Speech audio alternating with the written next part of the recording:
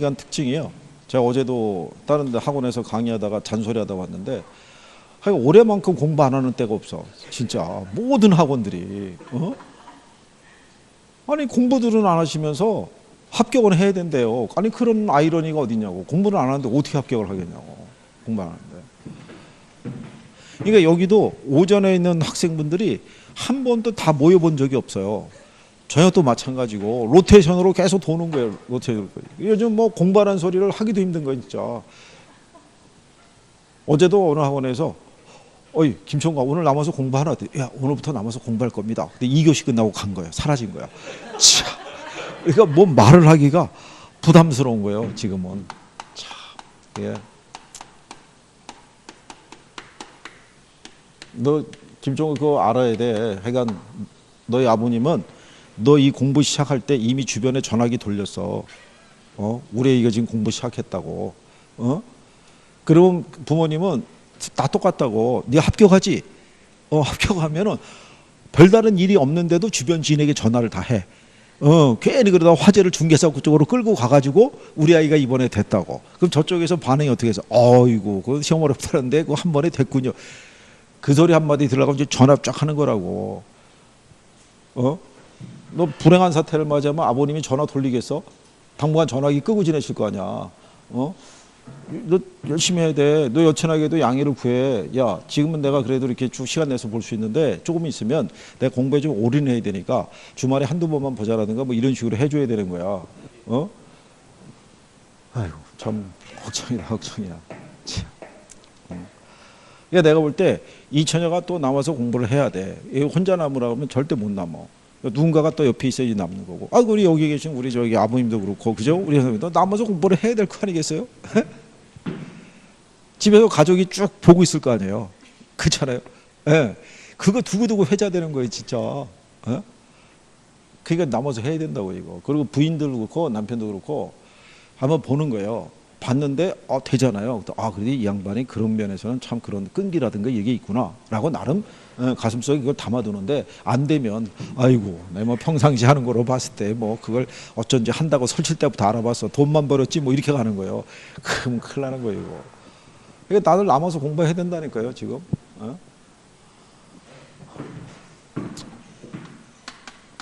걱정이죠. 그러니까 선생만 지금 걱정이 되게 많아요. 남은 시간은 별로 없고 60점만 맞춰서 보내야 될 것 같고 공부는 안 하고 있고.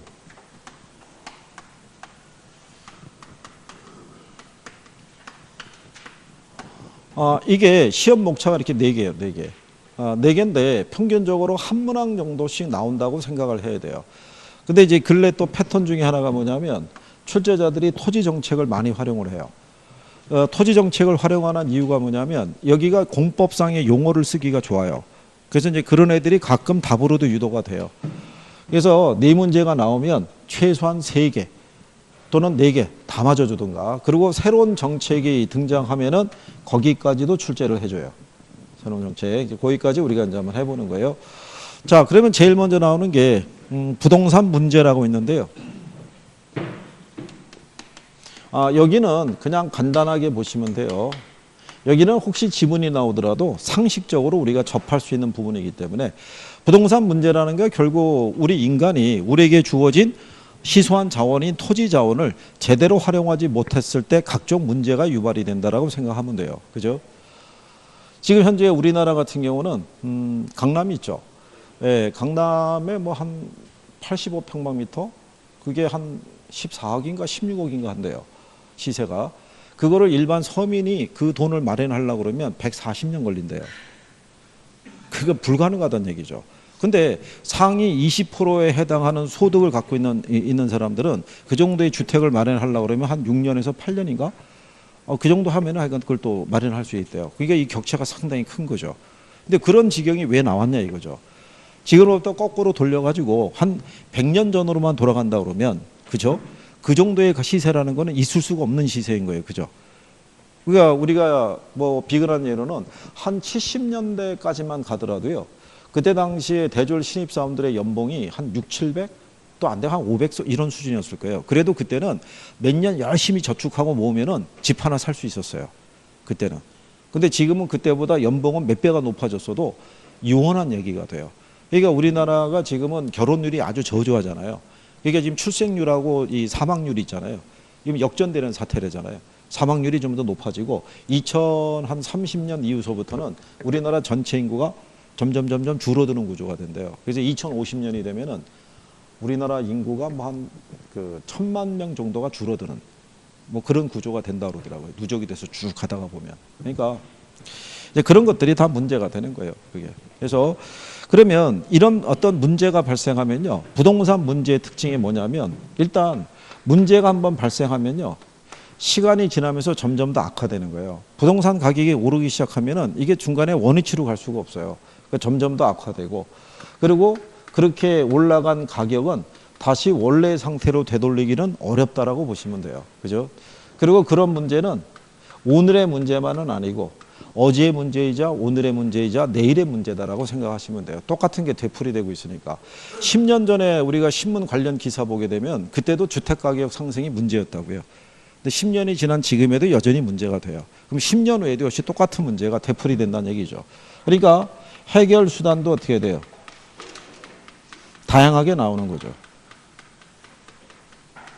그죠? 네, 그래서 이런 것들이 이제 부동산 문제의 특징이라고 보면 되겠고요.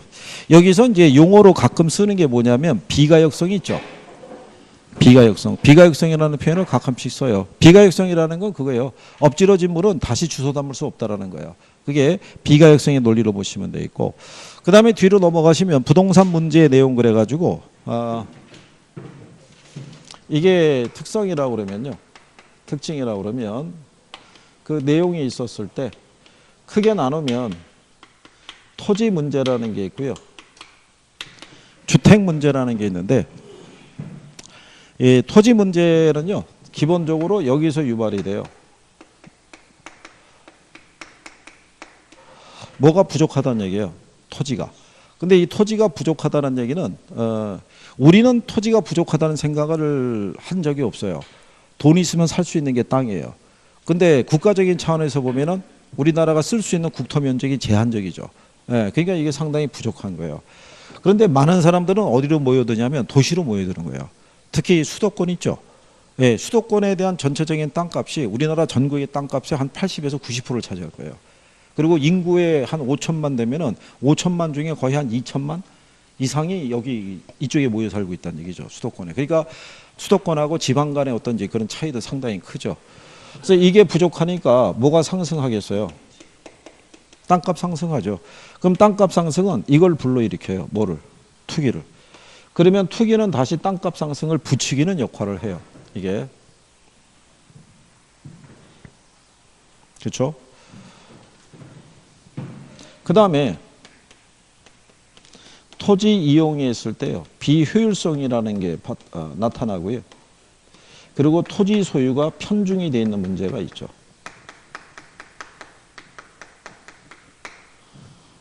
우리나라 전체 사유지 있죠. 예, 사유지의 절반 정도를 갖다가 상위 예를 들어서 1%가 소유하고 있다 그러면 그 50% 중에서 한 90% 정도를 우리가 원업원이라고 그래서 1% 중에 1% 있죠. 예, 그 사람들이 갖고 있어요. 그러니까 우리나라에는 땅 부자가 굉장히 많다는 얘기죠. 그렇죠? 그래서 옛날에 그 지방 내려가면은 이 근동에서는 그 양반 땅을 밟지 않고서는 지나다닐 수가 없어요. 이런 데가 있어요. 그러니까 얼마나 광활하겠어요. 그 땅이. 그러니까 그걸 뭐 시가로 한 사람은 어마어마하겠죠. 그러니까 이런 것들이 토지 문제인 거예요. 근데 그 중에서 이제 가끔 지가고에 대한 걸 물어보는데 땅값 상승이 평균적인 이상으로 상승할 때 나타나는 문제가 돼요. 그래서 사회적 문제, 경제적, 행정적 이런 문제라고 거기 나와 있는 거죠. 그래서 거기 보면 이 경제적 측면에서 이렇게 나와 있죠. 지가의 상승은 기업의 제품 생산 원가를 상승시키고 물가 상승의 원인이 되고 수출 기업들의 수출 경쟁력을 떨어뜨리는 원인이 된다는 거죠. 그러니까 단순히 토지 가격 상승으로 끝난다는 게 아닌 거예요. 자, 만약에 기업에서 공장을 우리가 증설을 하게 되면 땅이 필요하잖아요. 공장 부지가. 근데 공장 부지가 너무 어떻게 돼요? 비싸요. 그러면 전체 만약에 공장을 하나 지을 때 100이라는 우리가 비용이 발생한다 그러면 미국 애들은 그중에 한 60 정도가 토지 가격이라고 그러면 우리나라는 70에서 80%가 토지 가격인 거예요. 그러면 전체 생산 비중에서 뭐가 차지하는 비중이 커요? 토지 가격이 차지하는 비중이 큰 거예요. 그럼 여기다가 생산 설비 집어넣고 거기다가 제품을 생산하게 되면 생산 단가를 높게 가져갈 수밖에 없는 거죠. 그러면 상품 가격이 어떻게 돼요? 비싸게 팔 수밖에 없고, 그러면은 해외 나가서 수출할 때 경쟁력이 떨어지죠. 그렇잖아요. 예전에 우리나라가 70년대, 60년대, 70년대 강점이 있었던 게 뭐냐면 품질은 그럭저럭 괜찮은데 단가가 쌌다고요. 그게 경쟁력이 있었다고요. 그게 경쟁력이 있을 수 있는 건 뭐냐면 우리나라 국내에서 일하고 있는 근로자들의 월급이나 이런 것들을 상당히 박하게 준 거죠. 예, 그래가지고 막 24시간 풀가동 시켜가지고 갖다 내다 팔았으니까 그때는 잘 팔렸는데 지금은 우리가 그런 경쟁력이 없죠. 지금 뭐 중국이라든가 뭐 예를 들어서 뭐 동구권이라든가 값싼 인건비 이게 무지하게 많잖아요. 그러니까 그런 거라고 생각하시면 돼요. 그러니까 단순히 땅값 상승으로 국한되는 문제가 아니다 이런 얘기죠. 사회 전반에 미치는 영향이 크다. 그래서 이런 걸 우리가 토지 문제라고 얘기할 수 있어요.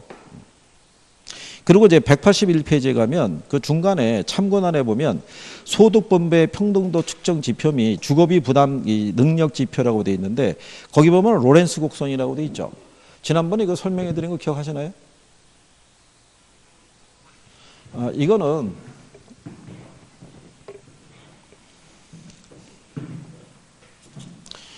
소득 분배에 관한 부분이에요. 이거는 토지 소유 편중을 얘기하는 게 아니고요. 예를 들어서 이런 거예요. 전 세계적으로 그 1인당 국민소득이 있죠. 예, 국민소득의 아마 7위 정도가 캐나다면요. 얘네가 만약에 한 5만 8천 이 정도 된다 그러면 8위가 미국인데 별 차이가 없어요. 캐나다 미국이나. 그런데 얘네는 이 소득이 계층별로 조금만 더 고르게 배분이 된다는 거예요. 그러니까 빈부의 격차가 상대적으로 적다는 얘기고 미국 애들은 1인당 국민소득은 높은 편이지만 빈부의 격차가 심하다는 얘기예요. 그러니까 벌어진 소득이 계층별로 골고루 배분되지를 못한다는 얘기죠. 그랬을 때 로렌스 커브라는 건 뭐 얘기하냐면요. 여기가 소득 비율이고요. 여기가 인구예요. 그럴 때 이렇게 대각선으로 그려진 애가 완전 평등선이에요. 그러니까 완전 평등선이라는 얘기는 전체 소득의 50%가 전체 인구의 몇 프로에게? 50%에게. 그러면 전체 소득의 25%가 전체 인구의 몇 프로에게? 25%에게. 또 전체 소득의 몇 프로가? 75%가 전체 인구의 몇 프로에게? 75%에게. 전체 소득의 100%가 전체 인구의 100%에게 골고루 배분이 된다는 거예요. 그러니까 이 나라에서 100만 원의 소득이 있으면 국민 1인이 만약에 100명이 있다는 얘기죠. 그럼 1인당 10,000원씩 그 소득이 배분이 된다는 거예요. 그러면 더 가지고 가거나 덜 가던 사람이 있어요, 없어요? 없죠. 완전 평등하다는 얘기예요. 근데 만약에 이렇게 되면 전체 소득의 25%를 전체 인구의 몇 프로가? 50%가. 전체 소득의 50%를 전체 인구의 몇 프로가? 75%가. 그러면 소득 분배가 불공평하다는 얘기죠. 그럴 때 이 선을 연결하면은 이런 기울기가 나오겠죠. 이걸 로렌스 커브라고 그래요. 이게 안으로 확산이 되면 확산이 될수록 소득 분배가 불공평해진다는 얘기예요. 그래서 근데 요 기울기는 나라마다 틀려요. 그래서 전체 이 면적에서 이 타원형이 차지하는 면적의 크기를 숫자로 계산하는 것이 지니 계수라고 그래요. 그거를. 그래서 로렌스 곡선은 소득 분배의 불공평성을 측정할 때 쓰는 지표가 되는데 시험에 나온 적은 없어요. 그냥 참고하셔도 돼요. 있어서 해드린 거고. 그 다음에 주택 문제라고 있어요.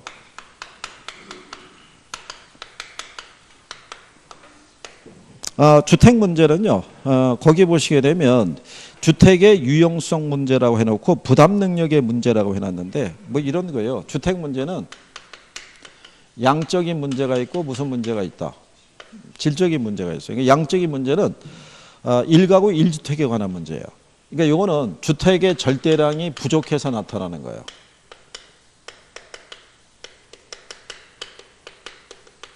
그래서 이 문제를 해결하기 위해서 정부는 양적으로 주택 공급을 늘리는 정책을 쓰는 거예요. 그래서 개발도상국가라든가 신흥국가에서 쓰는 거는 일단은 우선시하는 건 뭐냐면 1가구 1주택 문제를 해결하는 데 초점을 둬요. 그게 그러면 이 문제가 어느 정도 해소가 되죠. 주택 보급률이 100%를 넘어섰다. 그럼 그 다음에 나오는 게 질적인 문제야. 그 질적인 문제는 뭐냐면 예전에 비해서 분명히 소득은 증가했어요. 증가했지만 내가 소비할 수 있는 주택 서비스 있죠. 이 크기가 비례해서 증가하진 않아요. 아까 얘기한 것처럼 옛날에 비해서 연봉은 몇 배가 늘어났어도 그죠? 옛날에 비해서 넓은 집을 살 수 있냐면 그렇지 못해요. 오히려 옛날보다 적은 집을 소비할 수밖에 없는 경우도 많고 그렇잖아요. 그러니까 지금 김총각도 열심히 벌어야 돼. 그렇지 않겠어? 아버님이 나중에 집 하나 사주지 않는 이상은 본인이 벌어야 되는 거야. 그게. 대전에서 집 살려면 얼마 필요한지 알아? 3, 4억? 3, 4억이면 집 살 수 있나요? 싼데 기준으로. 너 내 생각해봐. 그게 3억이래. 너 연봉이 3천이래. 그럼 10년 걸리는데 이거는 안 먹고 안 입고 안 썼을 때 10년이잖아. 너 여자친구 있잖아. 그럼 15년이야. 술 좋아하면 20년이야. 사람 좋아하면 30년이야. 그냥 쭉 가는 거야, 이거. 진짜. 나중에 그래서, 아니, 진짜 우스갯소리가 아니라, 나중에 그것도 플랜카드 붙는다니까요. 김총각이 만약에 서울에 가서 집 사잖아.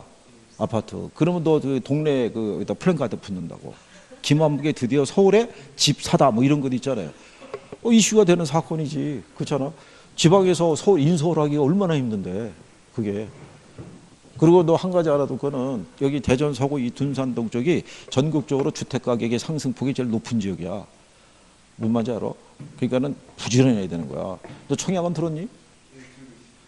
네가 드냐? 아니면 아버님이 내주시냐? 그 돈은 어디서 마련이 됐어? 그게 그거 아니야. 네가 저기를 해서 한 게 아니야. 야, 너 아버님이 용돈 준 걸로 들은 거나 아버님이 주는 거나 무슨 차이가 있어? 이번에 합격해서 이거 수익을 내면은 아버님에게 꼭 선물 하나 해드려. 참 진짜 말을 못하겠다. 자, 그래서 어쨌든 간에 이런 문제를 해결하기 위해서 정부는 이 수요하고 공급 측면에서 대책을 마련해요. 그러니까 공급 측면에서는 양적으로 공급을 어떻게 해야 돼요? 늘려줘야겠죠. 그러니까 신규 주택을 건설을 해주든가 아니면 기존 재고주택 있죠. 예, 재고주택을 개량을 해야 하든가 뭐 이런 거에서 공급을 늘려주든가 또는 수요 측면에서는 뭐로 강화시켜주는 걸로 구매력을. 근데 가장 좋은 방법은 이거예요. 구매력을 높여주는 거. 그게 이제 181쪽에 가면요. 밑에서 두 번째 줄에 보면 부담 능력의 문제라고 있죠. 수요의 문제. 그러니까 주택 부담 능력을 높여주면 돼요. 그러기 위해서는 뭐를 높여주면 돼요? 구매력을. 구매력을 높여주는 가장 좋은 방법이 뭐냐면 주택 저당 제도 있죠. 네. 대출 제도를 완화시켜주면 돼요. 네. 그러면 어느 정도 해소가 될 수 있어요. 그래서 이런 게 주택 문제에 해당이 된다고 보시면 되겠고요. 뒤에 나와 있는 정책에 대한 거는 참고하셔도 되겠고 183페이지에 가면 상단에 정부의 시장 개입 필요성이라고 해놨죠. 예, 거기서부터 이제 몇 가지씩 정리하시면 돼요. 회차가 벌써 옆에 있잖아요. 18에서부터 19, 21, 22, 23, 24, 25, 26, 27, 28 이렇게 쭉 나오잖아요. 그죠? 예, 그래서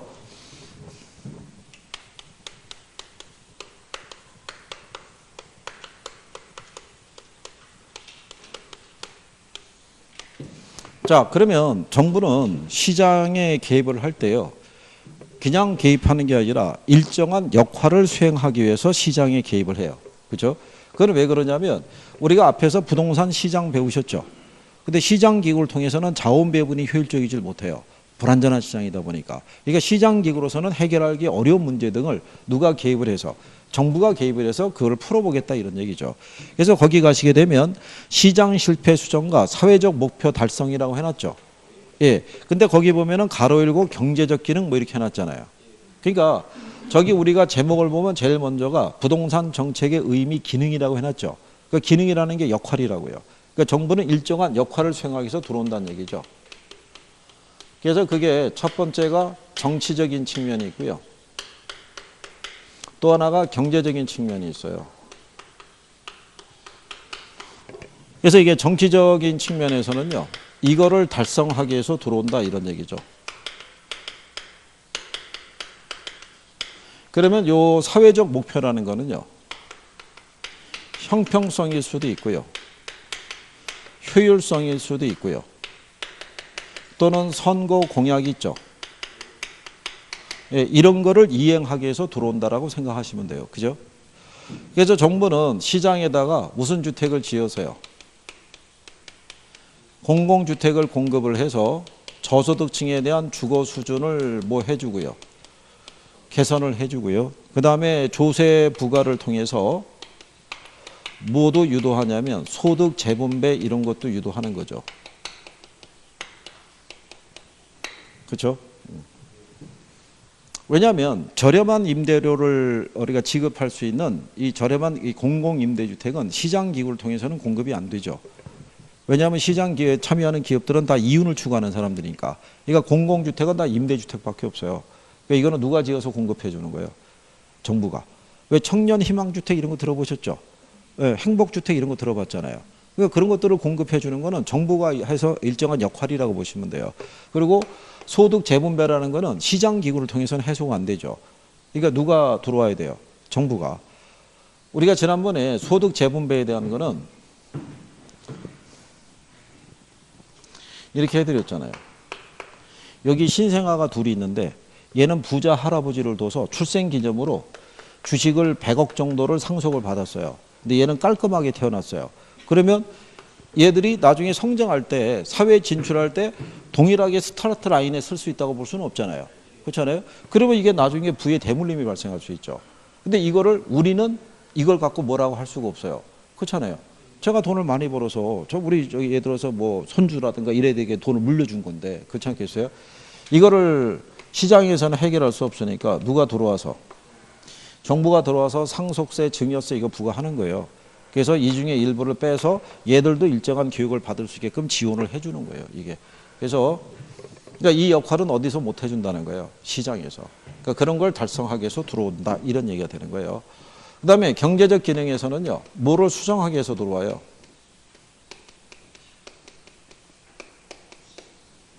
시장의 실패를 수정하기 위해서 들어오는 거예요. 그죠? 자, 그러면은 그 시장의 실패라고 183페이지 하단에 가면 나와 있죠?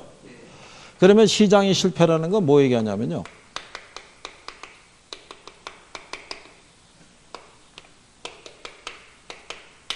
시장 기구를 통해서 자원 배분의 효율성이 달성되지 못하는 경우를 뭐라고 그런다? 시장의 실패라고 그래요. 그럼 여러분들이 왜 균형 배워오셨죠? 균형에 보면 이렇게 돼 있잖아요. 시장 전체의 수요 곡선과 공급 곡선에서 결정된 가격이 있죠. 얘를 매개로 생산과 소비가 결정이 되죠. 그래서 무슨 상태가 유지가 돼요? 균형 상태가. 근데 단기적으로는 가격이 이렇게 상승할 수도 있어요, 없어요? 가격이 상승하게 되면 초과 공급에 의한 공급자 경쟁에서 다시 원래 균형 상태로 회귀해요. 만약에 가격이 하락하게 되면요. 초과 수요가 발생하고 수요자 경쟁에서 다시 원래 균형 상태로 회귀하는 거예요. 그러니까 항상 무슨 상태가 궁극적으로 유지가 돼요? 균형 상태가 유지가 되는데 부동산 시장은 이게 안 돼요. 가격을 매개로 이게 자원 배분이 조절이 된다 안 된다? 안 되죠. 가격이 오른다고 공급이 늘어날 수 있는 것도 아니고요. 그렇잖아요. 가격이 하락했다고 해서 시장에 공급된 물량을 바로 우리가 없앨 수는 없다는 얘기죠. 그러니까 시장 기획을 통해서는 자원 배분이 효율적으로 달성하기가 어려워요. 그렇죠? 그렇게 해서 발생하는 거를 우리는 뭐라 한다? 시장의 실패라고 그래요. 그죠? 그러면 이렇게 시장의 실패가 발생하게 되면 이런 거죠. 이렇게 되면은 무슨 상태가 발생해요? 이렇게 발생하면은 뭐가? 그러면은 여기서는 공급자 경쟁에서 다시 균형 상태, 여기는 수요자 경쟁에서 다시 균형 상태라고 하죠. 근데 시장의 실패가 발생하게 되면 그냥 이 상태가 그대로 존재한다는 거예요. 초과 공급이나 무슨 상태가 초과 수요가 유지가 되는데 이게 해소가 잘 안 된다는 거예요. 여러분들이 보시면 강남의 부동산 가격이 지금같이 계속 오른 이유가 어디 있겠어요? 수요는 많은데 뭐가? 공급이 부족했던 거죠. 강남과 같은 주거 환경을 가진 지역을 대체할 수 있는 지역을 조성을 못한 거죠. 그래서 이번에 정부가 수도권에다가 과천 일대를 그린벨트 풀어가지고 거기다가 뭐 도시 공급하고 뭐 이러려고 그랬는데 거기다 이번에 3기 신도 방송에도 나오더군요. 3기 신도시 그 후보 지역을 갖다가 외부로 유출한 게 LH공사 직원이라고. 그런 게 유출이 되면 의미가 없는 거예요. 부동산 업자하고 짜가지고 그걸 보내주니까는 부동산 업자들이 벌써 후보 지역에다가 땅을 사놓은 거 아니겠어요? 야, 이거 발표만 나면 뭐 10배, 10개 뛰는 거 일도 아니다 이렇게 되는 거죠. 그러니까는 그 몇 사람의 그 개인적인 사욕 때문에 많은 사람들이 어떻게 보면 그것 때문에 피해 보는 거예요. 그게. 그래서 어쨌든 간에 그래서 요게 조정이 안 되는 거예요. 그래서 발생하는 게 이제 시장 실패의 원인이 되는 거죠. 그러면 시장 실패의 원인이 되는 애들 있죠. 여기를 일단 별표를 하는데 시장 실패의 원인을 보게 되면요. 거기 제일 먼저 외부 효과라고 나와 있죠. 외부 효과는 별표해야 돼요. 이 안에서도. 우리가 이제 지난번에 이렇게 해드린 거예요. 시장 실패의 원인으로는요. 외부 효과라는 게 있고요. 예, 공공재라는 게 있고 불안전 경쟁에 따른 뭐 독과점 문제라는 것도 있고요. 그 다음에 비용 체감 산업이라는 것도 있고요. 그 다음에 정보의 비대칭성 이런 것들이 있어요. 여기서 얘네들은요. 제목 말고는 들어올 게 없어요. 제목 말고. 그러니까 작년에도 제목만 언급을 해준 거예요. 제목방. 근데 여기 있는 얘네들은 단독적으로 문제가 나올 수 있는데 공공재가 지금까지 2번 나왔다 그러면 외부 효과는 지금까지 단독적으로 한 8번 나온 거예요. 그러니까 부동산 쪽에서는 뭐가 중요해요? 이게 중요해요. 경제학에서는 얘가 중요해요. 공공재가. 근데 우리는 부동산하기 때문에 뭐가 더 중시된다. 외부 효과. 그래서 단독으로 나오면 둘 중에 특히 얘가 더 유력한 거예요. 얘들은 제목만 아시면 되고. 그러면 거기 보시면은 제일 먼저 외부 효과라고 나와 있죠. 그러니까 거기는 별표 하나 하셔야 되고.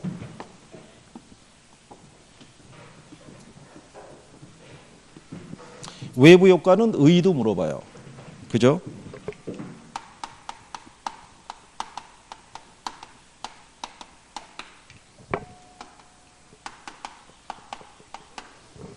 자, 외부 효과라는 것은요.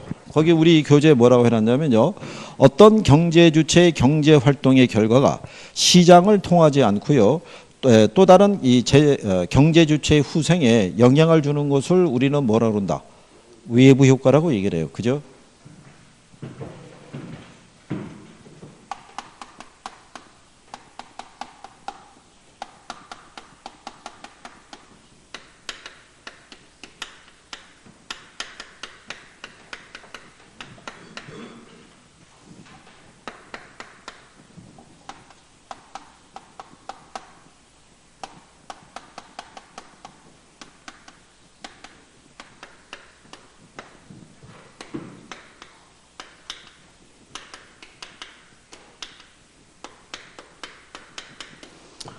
이건 어떤 경제 주체의 경제 활동에 여기서 이게 빠졌군요. 경제 활동에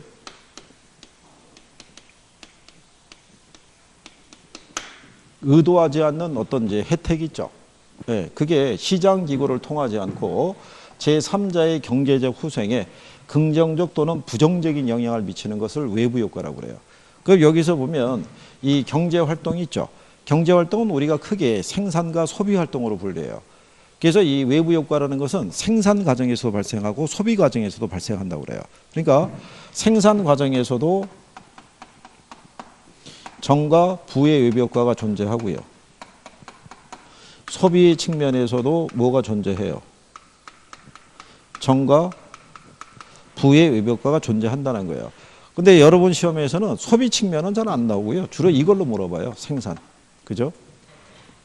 그러니까 예를 들어서 주거지역 인근에 공원이 조성이 되느냐 공장이 들어서냐에 따라서도 긍정적이거나 부정적인 영향을 받을 수 있죠. 예. 소비 측면에서는 긍정적인 영향이 뭐냐면 이런 예방접종 해주는 경우 있죠.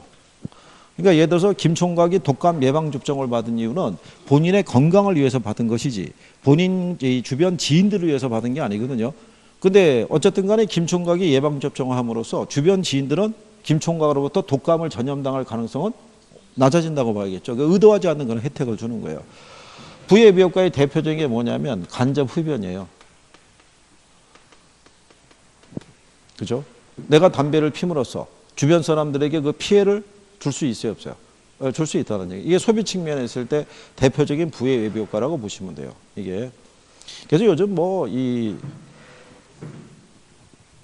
흡연에 대한 문제가 그러니까 이건 글로 시비 많이 붙잖아요. 아니 내 집에서 내가 피는데 그거 갖고 왜 난리가 내느냐. 근데 담배 냄새가 진짜 길게 멀리까지 나가죠. 그래서 금방 그것 때문에 문제가 되는 거죠. 자, 어쨌든 이것도 시험상에서 인용을 해줘요. 그러니까 이것도 의 정도도 알아둬야 돼요.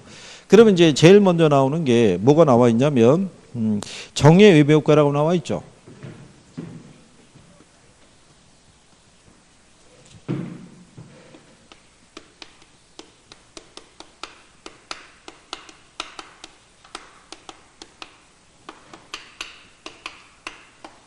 의의는 이제 여기서 설명했고요. 그죠?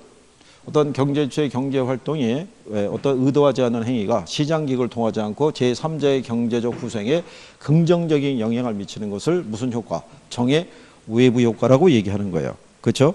거기 보면 어떤 경제주체 행위가 제3자에게 의도하지 않는 편익을 주면서도 그 대가를 받지 않는 것을 우리가 무슨 효과라고 한다? 정의 외부 효과 이렇게 얘기하죠. 그렇죠? 그러면 이 정의 외부 효과에서 나타나는 경제적인 이 효과가 있어요. 얘는 그 사적인 비용이 있고요. 무슨 비용이 있으면 사회적 비용이 있으면 정의 외부 효과는 사회적 비용을 감소시켜주는 역할을 해요. 그러니까 사적 비용이 무슨 비용보다 커지는 거예요. 사회적 비용보다 커지는 거예요. 그러면 정의 외부 효과가 유발되면요. 여기 있는 요 사회적 비용이 있죠. 예, 사회적 비용이라는 거는 사적 비용 플러스 사적 비용에서 이렇게 외부 비용을 줄여주는 역할을 해요. 그래서 사적인 비용이 사회적 비용보다 커요.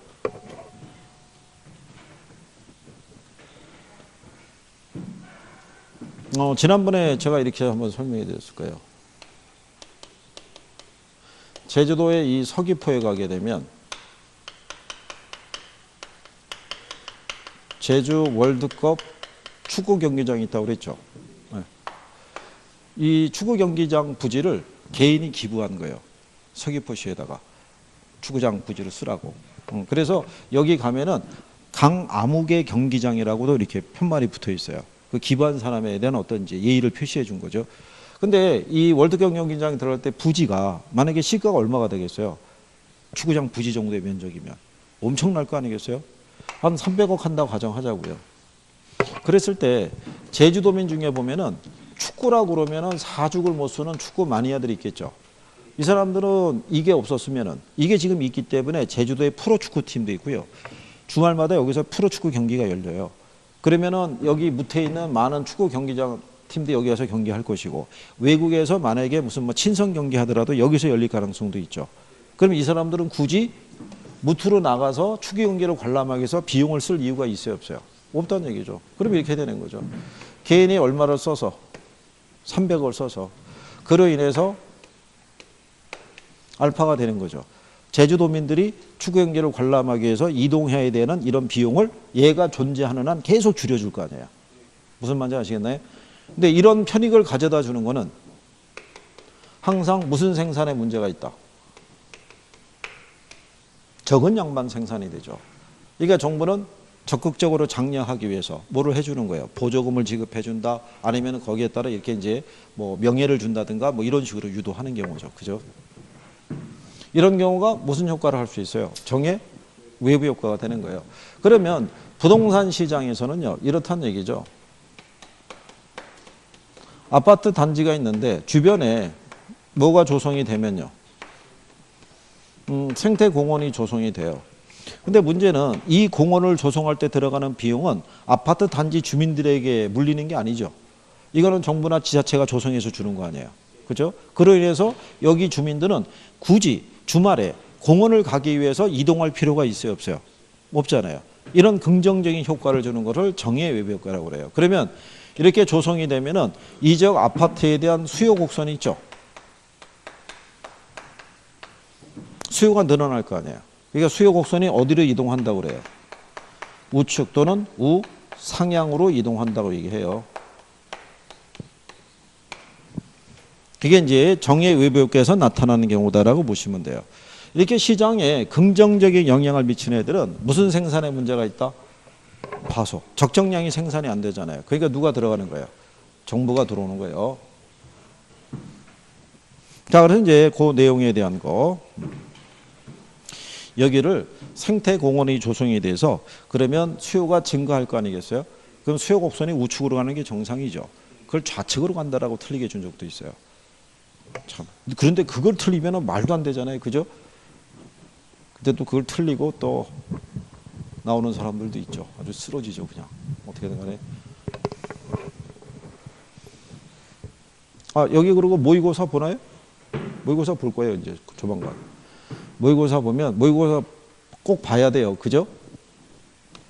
모의고사를 봐야 현재 내가 어디가 정리가 돼 있고 안 되고 있는 걸 확인할 거. 김총각 꼭 봐야 돼. 거기다 답안지에다 써. 김총각이라고. 어? 나머지 분들이 안 써도 되는데 쓰라고. 내가 뭐 실태를 알아야 될 거 아니야. 실태를. 어? 괜찮아. 성적표는 집으로 발송하지 않아. 그냥 우리끼리 알고 넘어가는 거야. 집으로 발송하면 뭐 못 나오는 거지 뭐. 어?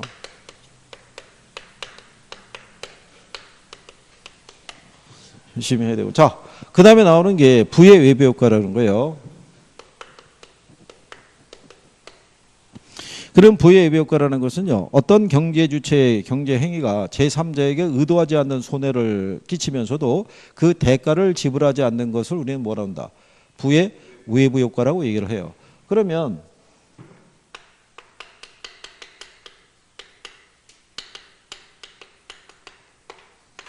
얘는요, 사적 비용이 있고요.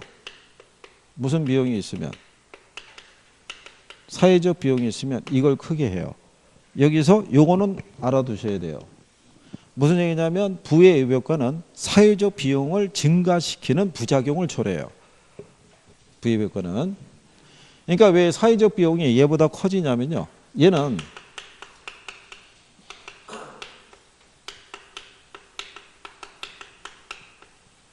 여기 요 외부 비용이라는 건요, 생산에 참여하지 않는 사람들이 부담하는 비용을 얘기를 해요.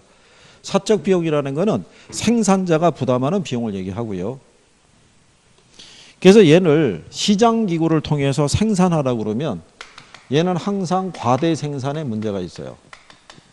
무슨 생산? 과대. 그러니까 얘는 과대, 얘는 과소잖아요. 그러니까 균형 상태가 안 되잖아요.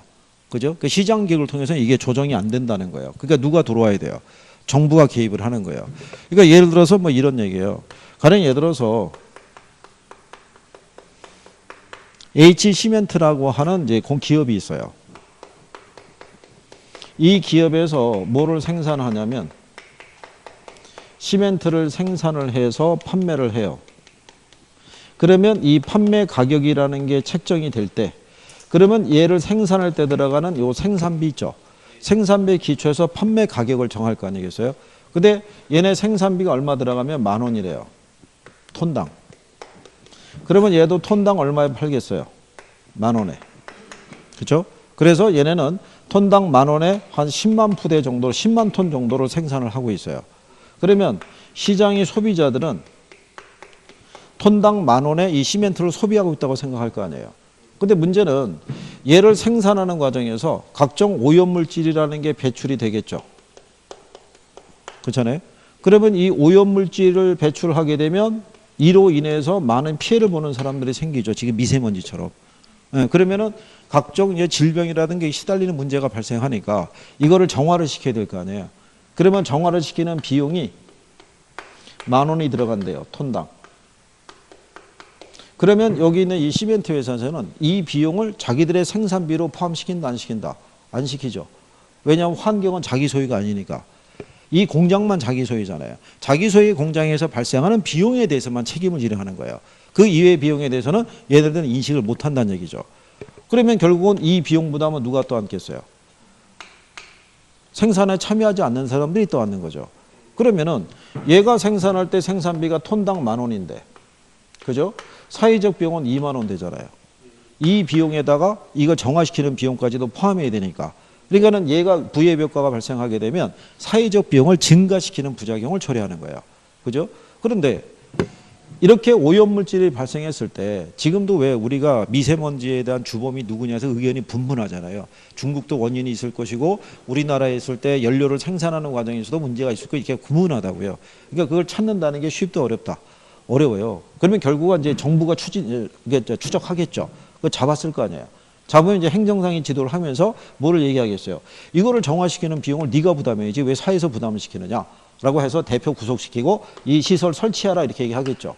그러면 비용이 얼마가 추가로 들어가요? 생산비가 10,000원이 플러스 될 거 아니에요. 그러면 얘들 입장에서는 판매 가격을 10,000원 받고 팔 수가 없죠. 그렇잖아요. 얼마는 받아야 돼요. 그럼 20,000원을 받으려고 그러면 10만 톤을 생산할 수가 없죠. 생산량을 줄여야 되겠죠. 생산량을 줄여야지만 가격이 올라갈 수 있으니까. 그렇죠? 그래서 원래는 이제 이렇다고 보시면 되죠. 이게 여기에 딱 맞는 그래프는 아닌데 일반적인 그래프로 이제 하게 되면 요거는 사적 비용만 반영이 된 공급 곡선이에요. 요때는 톤당 10,000원에 10만 톤을 생산하고 있는 거예요. 요거는 시장에서 봤을 때 필요 이상으로 무슨 생산이 되고 있는 거예요. 과대 생산. 근데 정부가 규제를 하죠. 그러면 얘네 입장에서는 생산비가 상승했으니까 생산비를 가격에 반영하기 위해서는 공급량을 어떻게 해야 돼요? 줄여야겠죠. 그래야지만 가격이 어떻게 돼요? 올라가겠죠. 이렇게. 그러면 요때 요 공급 곡선은 사적인 비용 플러스 무슨 비용까지? 외부 비용까지 해서 무슨 비용이 반영된 곡선이에요. 사회적 비용이 반영된 곡선이라고요. 그래서 부의 외부 효과가 유발됐을 때 정부가 규제를 하게 되면 공급 곡선이 어느 쪽으로 가겠어요?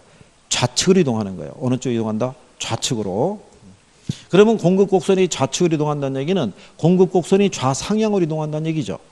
그렇잖아요. 그러면 정의의 효과는 수요 곡선을 상향 이동시키고요. 그죠? 부의 효과는 공급 곡선을 상향 이동시키겠죠. 그러니까 정의의 효과는 수요 곡선을 상향 이동시키고 부의 효과는 공급 곡선을 상향 이동시키는 거예요. 그죠?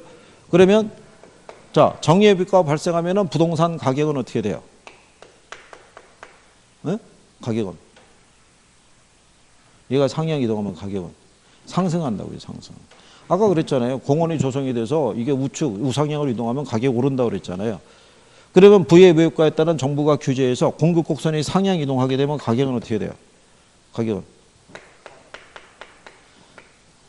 상승한다고요. 상승. 이게 방향이 상이면 오른다고요. 오른다. 위에서 움직이면 다 초과수요 상태인 거야. 어? 그래서 여러분들이 그 184페이지에 밑에서 두 번째 줄에 보면 시멘트 공장에 대해서 정부가 규제를 하는 경우에 시멘트 공장에서는 공급이 감소한다. 즉 시멘트 공급 곡선이 어느 쪽으로?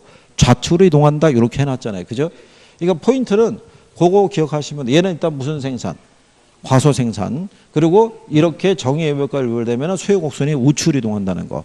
얘는 부의 효과가 유발되면 무슨 비용을 발생시킨다는 거. 사회적 비용을 발생시키고 시장 기구를 통해 생산하면 과대 생산에 문제가 있다는 얘기예요. 정부의 규제가 발생하게 되면 공급 곡선이 어느 쪽으로 이동한다? 좌측으로 이동한다라고 생각하면 되고 정의 외부 효과랑 관련 있는 경제 현상을 우리가 핀피 현상이라고 그래요. 이번에 성남시에서 보호관찰소 있죠. 법을 죄를 지은 사람들이 이제 보호관찰하는 이제 수용시설이라고요. 이걸 아마 그쪽에 아마 그 야타동이가 그쪽에다 이걸 집어넣으려고 그랬을 때 지역 주민들이 지금 결사반대하고 있는 거죠. 그렇죠? 왜냐하면 이게 들어와 있으면 미관상 보기도 안 좋고 아이들 교육상 안 좋다는 얘기지만 궁극적으로는 얘가 들어오면 집값이 떨어질 거 아니에요. 그렇지 않겠어요? 그러니까 난리를 치는 거죠. 근데 만약에 그 지역에다가 생태공원을 조성한다 그러면 주민들이 어떻게 반응하겠어요? 환영하죠. 가급적이면 우리 아파트 단지 근처에 조성해 주신 걸 더 원하겠죠. 그죠? 그런 현상이 핀피해요. 폴리즈 마이 프론티아드라고 해서 우리 지역의 부동산 가치를 높일 수 있는 것은 환영한다는 얘기야. 우리 집 앞마당도 내줄 수 있다는 거예요. 근데 부의 외효과랑 관련 있는 경제 현상은 님비 현상이에요.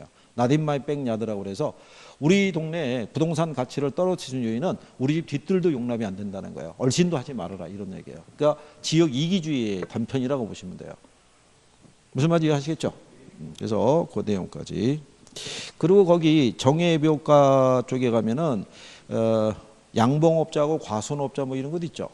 예, 경제 쪽에서는 이제 그걸 가지고 설명하는데 부동산학 쪽에서는 거의 출연을 못 해요. 부동산 상품만 나와요. 그건 그냥 참고하셔도 되고. 그리고 뒤에 넘어가시면 외부 효과에 대한 대책 있죠. 해결책. 자, 정부가 직접 통제에 의해서 해결할 수도 있어요. 그죠? 오염물질을 배출하는 기업에 대해서 오염물질을 배출하지 못하도록 직접 규제하는 방법도 있고요. 외부 효과에 대한 내부화라고 돼 있죠. 뭐를 이렇게 규제함으로써 또는 세금을 부과함으로써 여기 나와 있는 외부 비용이 이 가격에 반영할 수 있도록 해주는 것을 외부 효과의 내부화라고 얘기를 하는 거예요. 지금도 여기다가 정부가 규제를 통해 가지고 여기를 정화시키는 시설을 설치하라고 얘기하잖아요. 그럼 그 비용이 이 가격에 반영을 해줘야 안 해줘요? 해주겠죠. 그걸 외부 효과의 내부화라고 얘기하는 거예요. 내부화. 그 다음에 또 하나는 뭐가 있냐면 재산권을 부여하는 방법도 있다는 얘기죠. 이거는 시장의 자유조절 기능에 맡기는 거예요.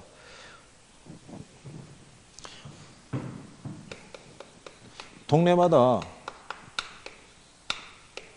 이 문제 있어요, 없어요? 층간 소음에 대한 문제 있잖아요. 그죠? 또 많이 나오는 게 무슨 문제가 있어요? 일조권 침해 문제 이런 게 있잖아요. 그죠? 예, 그러면 정부는 이 문제를 해결하기 위해서 일일이 시장에 개입할 필요가 없다는 얘기예요. 여기에 관한 소유권이 있죠, 권리. 권리를 누가 갖고 있느냐? 어디까지를 권리를 인정해 줄 수 있는 가이드를 마련해 주면은 그거 가지고 협상할 수 있어요, 없어요? 협상할 수 있죠. 주택이 있으면은 여기로부터 반경 예를 들어서 한 30m 정도 있죠. 한 뭐 5층에서 한 6층 정도까지는 일조권으로 대한 피해가 발생하게 되면 요 선을 건드리면 그러면은 거기에 따라서는 뭐 시간당 예를 들어서 뭐 10,000원씩 보상을 해줘야 된다라고 가이드를 주게 되면은 여기다 건설을 할 거 아니에요. 건설하는 과정에서 이 부분을 초과해서 해서 이게 일조권 침해 문제가 발생하게 되면 그걸 가지고 얘기들이 협상을 할 수 있다는 얘기죠. 협상을 해서 정부가 일일이 개입해서 분쟁을 조정하기보다는 어디까지는 재산권으로 인정을 해주니까 그 부분을 침해하게 되면은 시간당 얼마씩 줘야 된다. 이렇게 기준을 마련해 주면은 안에서 자체적으로 해결할 수 있어요, 없어요? 있겠죠. 이제 그런 논리가 코지의 정리라고 보시면 돼요. 그래서 정부가 민간에게 환경에 대한 재산권을 부여하고요. 이 재산권이 민간 시장기구에서 자율적으로 거래되도록 함으로써 공해 문제를 해결하도록 하는 방법을 우리가 코지의 정리라고 얘기를 해요.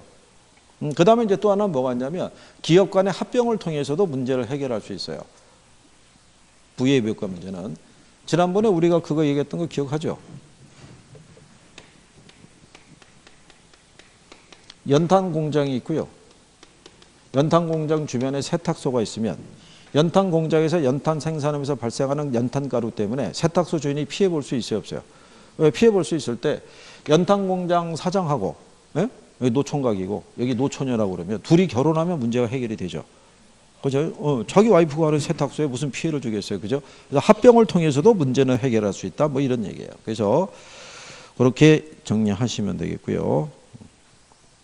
자, 그 다음에 옆 페이지에 가면은 뭐라고 나와 있어요? 공공재 이렇게 되어 있어요. 그래서 일단 외부 효과까지 이렇게 정리해 보신 거예요. 여기 가끔 시험에 인용이 돼요. 근데 어렵게 나오는 경우는 또 있다 없다? 없어요. 그 밑에 가면 예제 하나 나와 있죠. 외부 효과에 관한 설명 중에서 틀린 거 물어봤죠. 외부 경제하고 외부 불경제가 있고 외부 효과는 생산 과정에서도 발생할 수도 있고 소비 과정에서도 발생할 수 있죠. 또 생산 과정에서 외부 불경제를 발생시키는 재화의 공급을 시장에 맡길 때는 그 재화는 사회적인 최적 생산량보다 과다하게 생산되는 경향이 있다 이렇게 해놨고요. 그랬을 때 외부 효과는 어떤 경제 주체의 경제 활동의 의도적인 결과가 시장을 통해서 다른 경제 주체의 후생에 영향을 준다면 틀리죠. 시장 기구를 통하지 않고 그렇죠? 네. 이렇게 의의를 갖고도 출제하는 거예요. 그 정도까지 알아두시고 잠깐 쉬었다가 공공재 이어서 얘기하죠. 쉬었다 들어오십시오.